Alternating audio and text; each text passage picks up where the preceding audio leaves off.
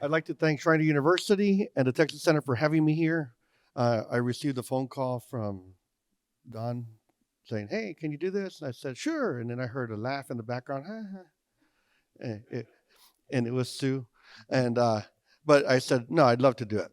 And so I'm coming from a different point. We talked about or watched Porvenir, and it discussed one Texas icon, and I come from the Texas icon, the Alamo, right? And one of the things that we have to do is we have to continue to evolve because our story changes. As more research is done, we continue to evolve. And one of the things is that we must always remember that all history is connected. And like was mentioned before, we do not live in a vacuum. And with history being connected, the Alamo story is very important because if it wouldn't have been for the Alamo story or Valero's story, you would not have the Rangers coming up in 23. And so the Alamo story is unique in the sense that it has changed over the decades. And you have a story that comes from first the mission, and then most people focus on 13 days, and it really blows up in 1936. And with that explosion in 36, men, women, children from that era are elevated in status. And 1960s, the civil rights movement, into the 70s with the continuing movements, and into the 80s, there was a shift. And what we've been doing today is we're trying to bring the story back to the people. And we're lucky we have people like Don on our committees that we're focusing on telling the human story because the story of the Alamo is a human story and it involves everyone. So we work now to try to tell 300 years of history in the best sense possible, the good, the bad, and the ugly. Now, here's where I'm going to go off a little bit on a crazy tangent because that's what we do. And but when we look at history, we are lucky that we live in a nation that is the model for other countries. And it's such an important thing to remember because there's a little thing that happens in 1776, and it's the American Revolution. And that revolution is aided by, most people will say, France. But then you have to go, well, there's somebody else there, Spain.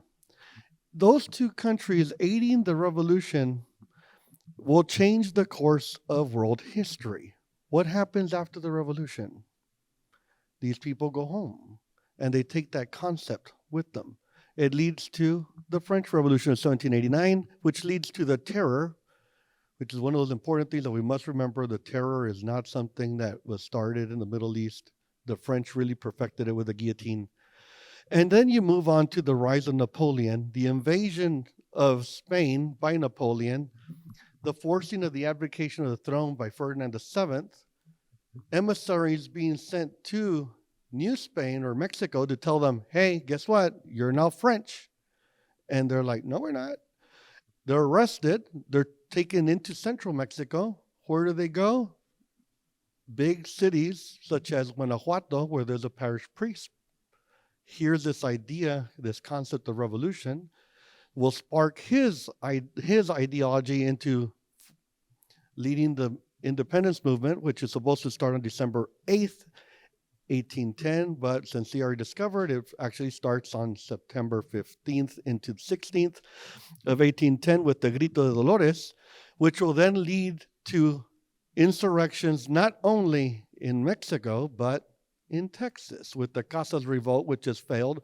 And what's interesting about that revolt is, why does it fail? Well, if you don't have the support of everyone, it won't succeed. It leads to this movement of 1813 with the Battle of Medina, the bloodiest battle ever fought on Texas soil, with over 900 people killed and others tortured and executed, where the parish priest of Bejar writes to the government saying, can I bury the dead? They're lying out in the outside rotting. Now, right now we're enjoying cool weather, but imagine San Antonio in August. So you know that this is not a pretty place to be. And it continues to evolve, and it leads to Mexican independence in 1821. Everything is connected. That spark started in 1776.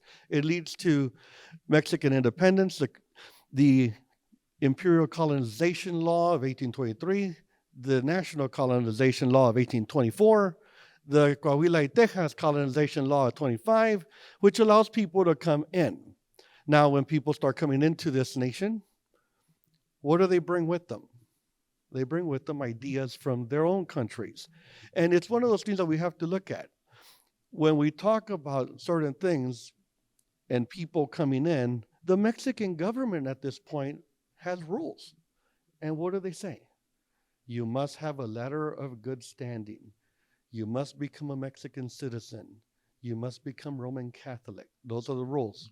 But like with any great party, you invite 4 people and they call their friends, and before you know it, you have 70 people living there at your house. Mexico has that same situation. In 1828, there is a border measurement that happens, and it's done by Mier y Terran. And when he's walking or going through doing this, he travels to San Antonio, he travels to Nacogdoches, and he comes to the conclusion that, one, some people are lazier than others. There isn't that much of real prosperity in the Department of Bear as there is to the east. He notices that the Anglo settlers have working farms and industry. San Antonio does not. San Antonio also has something that the others do, or lacks something the others do. The Department of Bear does not have any slaves. The other departments do, because they're closer to the east. But you look at this concept of borders, and who patrols the borders for Mexico? The military. Who is Mier y Terran? He's a military person. So we have to look at that concept. Again, we go back to the idea of the Rangers being formed as a military unit. That's what they're doing. They're patrolling, so is the Mexican government. And we can step back a few years to the year 1803. Spain decides to patrol the borders in the same way. They send troops north, which is the Segunda Compañía Volante de San Carlos de Alamo de Parras. I will say, if anybody wants to repeat that, you can, but most people won't.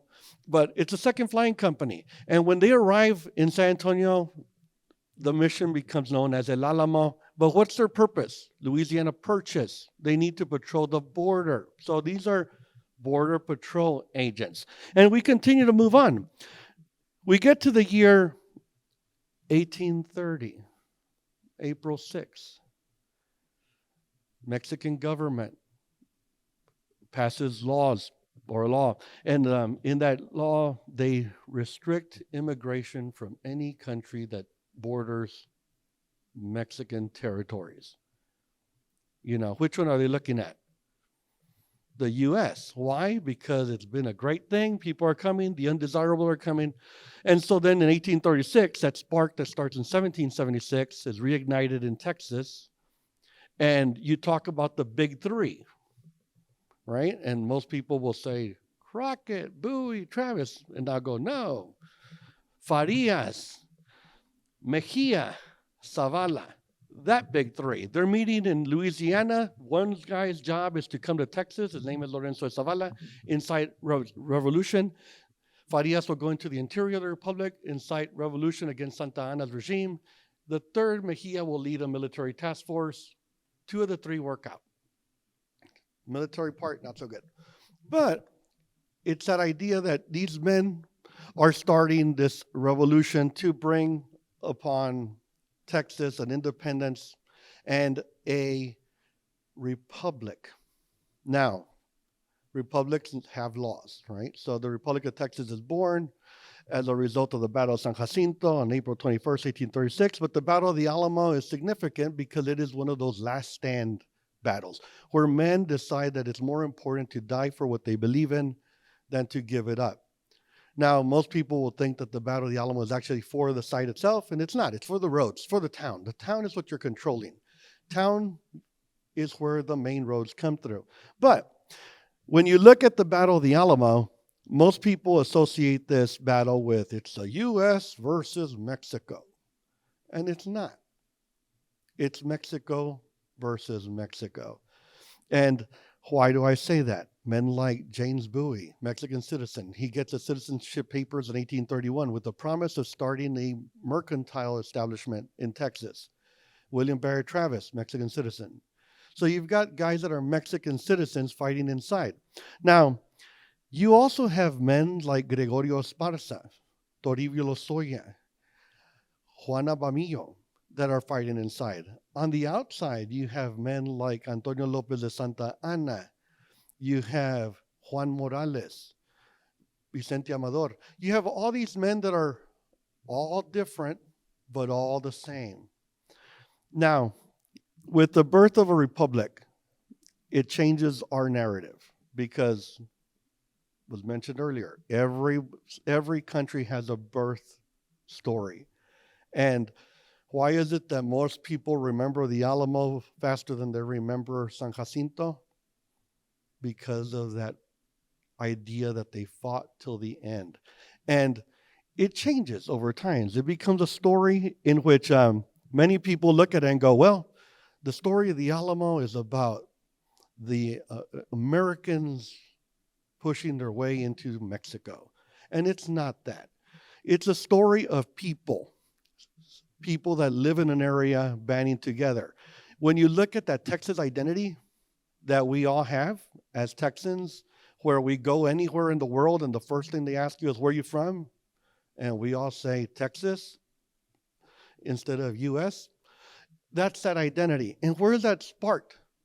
It sparked in a little mission in 1718 on the banks of the San Antonio River, where men, women, children all have to come together as one in order to survive. That little spark will start to grow into a fire in 1836 that continues to grow. When you look at Texans in general, we were also the last state readmitted into the Union after the Civil War. Why? Because of all the things we did during the Civil War, right? There's a gentleman by the name of Jefferson Davis that gives a speech, and he's talking to the troops, and he sees the Texan forces arrive, and he looks at the rest, and he basically says, unlike the Texans that have made a name for themselves at the Alamo, you have yours to create. No one ever says, and I don't mean to offend the state of Maine, but no one ever says, thank God Maine is here in times of trouble, right? Everybody says, thank God Texas. Why? Because of that little spark that grew into a fire that continues to ignite. And we look at our story at the Alamo and how we evolve. We evolve by telling different sides of the story. And we evolve over time by situations that happen in our nation. There was a tragedy that occurred on September 11, 2001. Now, I was working at the Alamo at the time, and I remember coming into work. Our director at the time had no idea of what had just happened. He had been there since 6 in the morning. We started talking to him about what occurred. And the Daughters of the Republic of Texas, who had been caretakers of the site, or custodians, I should say, made a choice. And that choice was we would not close. And they decided not to close that day because they basically said, we will not give in to terrorism. At that moment, our story changed. We became a beacon of hope. We became a light for many. We became a place where people started to come to because of the ideas of independence, of freedom, of everything dear to the American character. I'm using Travis's letter there. But that's what we became. And it's interesting to see it because we were looking at the story, right? We were looking at the story, and when I first started there in 1999, and including more and more of the people's perspectives into it. And then in 2001, that happens. And then you start looking around at how does this story affect others? And the military has always been close to us, continues to be. We were just working on Veterans Day yesterday, providing a new exhibit or temporary exhibit for veterans. And you look at the stories that they have. And one of them is special because 10 years after the 9/11, a group of soldiers at Camp Alamo in Afghanistan asked for a symbol to remember the events. And one officer that happened to be a policeman from Boston called the policeman from New York, and he requested an item. And that item ended up being a bell. This bell was shipped to Camp Alamo, and it was engraved on one side with a number of dead firemen, on the other side, number of dead policemen, and then with quotes from George Bush's speech on 9/11. That bell was then put into a small plaza at Camp Alamo by soldiers that were called Alamonians, and each one set a stone for that bell. It rang on two occasions, which unfortunately were two deadly attacks on U.S. troops. When the camp was closed, the person that had been in charge was no longer there. He found out and he contacted the commander and he said, that bell must not stay there. It must go back to the Alamo where it belongs. So it had never been at the Alamo, but since it was at Camp Alamo, he needed to go to the Alamo. And when he said, can you do it? The gentleman responded, of course. We are the Texas National Guard. And so the Texas National Guard brought it home. But it's that connection to the past. When I asked now Colonel Donato, I said, why Camp Alamo? And he said, the situation they were in was similar to that of the Alamo defenders in 36. And they saw it necessary to remember that fight for independence, that fight for freedom. So I said, but you're from Massachusetts. He says, it doesn't matter. It's a story that transcends. And that's what we have to continue to do. We are transcending stories. We are connecting the dots and connecting the people to our story. And it's a never-ending process because new things are popping up. In the late 1980s, new defenders' names popped up that have been lost in an archive, and we added the names to the list. And so we continue to evolve. And the way we do it is by including the people, our neighbors, and what they have. Similar to what happened at Porvenir, where the stories are being stored and now being brought out. That's what we're doing. We're going out and trying to bring in these stories. And when you look at the story of the Alamo, it is a story that affects us all because it's a people story. It's a forming of a community. And right now in this room, we are a community. And why are we here? To discuss an action that happened in a community. And at the Alamo, we are no different. We are a community. And we work with other members of our community to try to tell a story. Now, I don't want to go over too long, so I will end it there.